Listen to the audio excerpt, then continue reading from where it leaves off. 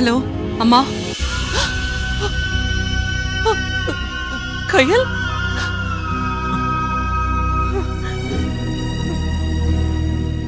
கயல், கயல், உனக்கு ஒண்ணும் ஆகல? நீ நல்லா தானே இருக்க? ஒன்னும் ஆகலம்மா, நான் நல்லா தான் இருக்கேன். ஏன் தான் உனக்கு மட்டும் இப்படி கஷ்டத்துக்கு மேல கஷ்டம் வருதுன்னு தெரியல. அம்மா அம்மா அழாத. சத்தியமா சொல்றேன் கயல், உன்னை இப்படி ஒரு நிலைமைக்கு ஆளாக்குனவங்க யாரா இருந்தாலும் அவங்க நல்லாவே இருக்க மாட்டாங்க. இதுக்கான தண்டனையை அவங்க கண்டிப்பா அனுபவிப்பாங்க. சரி சரிம்மா. அம்மா போன் கொடுமா. பேசுடா பேசு. கையில் கிடைச்சிட்டா. கையில உண்மையிலே உனக்கு ஒண்ணு இல்லல்ல? எனக்கு ஒண்ணும் இல்ல மூர்த்தி, நான் நல்லா தான் இருக்கேன். மன்னிச்சிடு கையில. நீ இவ்வளவு பெரிய பிரச்சனை இருக்கும்போது என்னால அங்க வந்து உனக்கு உதவி பண்ண முடியல கையில.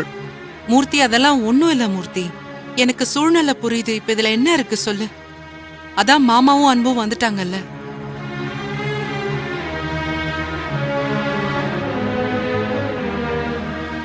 அதுவும் இல்லாம நீங்க வேண்டிக்கிட்ட வேண்டுதல்னால தானோ என்னமோ தெரியல, அந்த பிரச்சனையில இருந்து என்னை காப்பாத்துறதுக்கு இன்ஸ்பெக்டர் சார் இங்க வந்தாரு. அவர்தான் என்னை காப்பாத்தினாரு.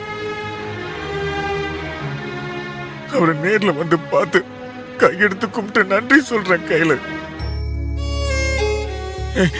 நீங்க எல்லாரும் ஜாக்கிரதையா வாங்க கையல். சரி வரேன். நான் ஜட்ஜையா கிட்ட பேசிட்டேன், அந்த ஆளை கூட்டிட்டு வர சொல்லியிருக்காங்க. நீங்களும் வாங்க. இந்த ஆதாரத்தை அவங்க கிட்ட சப்மிட் பண்ணிட்டா உங்களை இந்த கேஸ்ல இருந்து ரிலீவ் பண்ணிடுவாங்க. வாங்க. வா.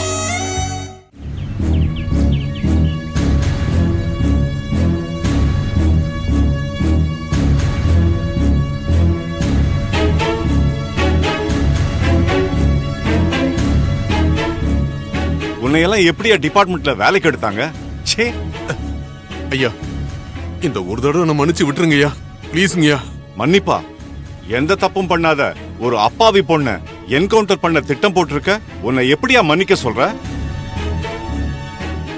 நீ செஞ்சது என்ன சாதாரண குற்றமா? சாதாரண மனுஷனோ இல்ல அதிகாரியோ யார் தப்பு பண்ணாலும் தப்பு தப்பு தான்.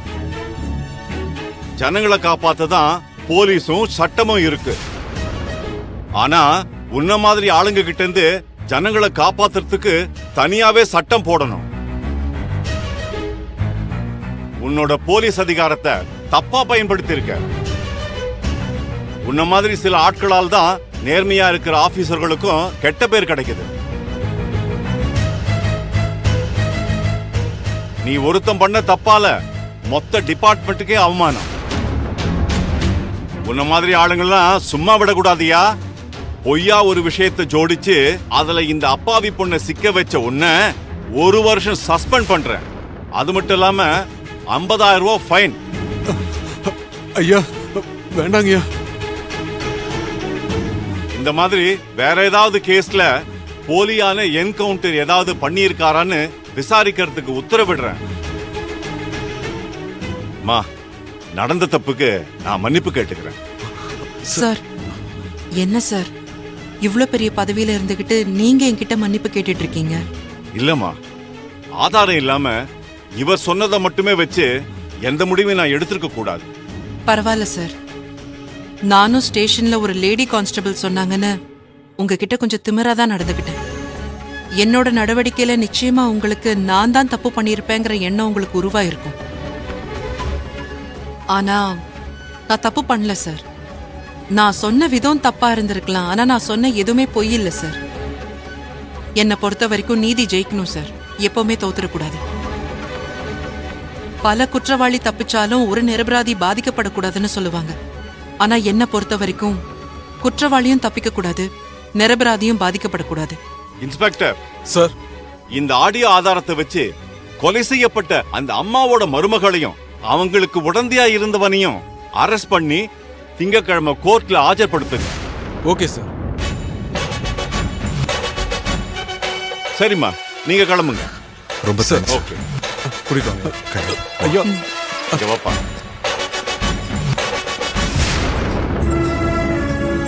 சார் சார் சார் நீங்க மட்டும் வரலனா நான் உயிரோடவே இருந்திருக்க மாட்டேன். ரொம்ப தேங்க்ஸ் சார்.